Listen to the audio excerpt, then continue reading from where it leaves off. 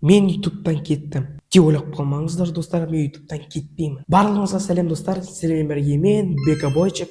Достар, естіген шығарсыздар, мен енді Бека Бойчикпін, Бексфлай емеспін баяғыдай. Неге именно Бека Бойчик, а неге Бексфлай емес? Осы сұраққа жауап берейін. Маған Бексфлай аты уже ұнамай кетті. Ұнамаған соң мен Бека Бойчик деп қойдым. Бека Бойчик па или Бексфлай ма? Комментарий жазып кетіңіздер. Сосын неге 2 ай видео шықпай кетті?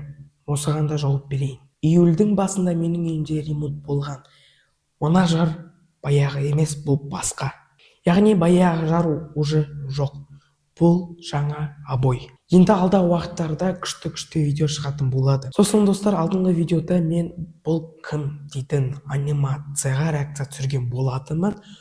Сол видео 7000 просмотрға жетіп қалған. Сол видеоның арқасынан 170 подписчикке жеткенбіз.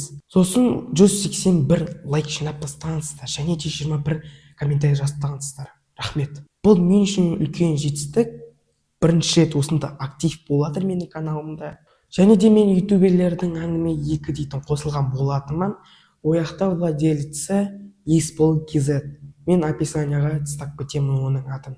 Ютубердің группасына кіру үшін сен ютубер болуың керексің, және де сенде телеграм болу керек. Ояқта 50-ден асқан ютуберлер бар, яғни мен сияқты жас балдар. Және де ұлдар да емес, қыздар да бар. Ал достар, мен ютубқа оралдым, алдағы уақыттарда күшті видеолар шығады, челлендж, ойындар дейтін сияқты видеолар шығады, күтіңіздер. Ал ендеше видеоның соңына дейін жеттік, лайк басып кетіңіздер және де каналға кіріп тіркеліп кетіңіздер және де комментарий жазып кетіңіздер.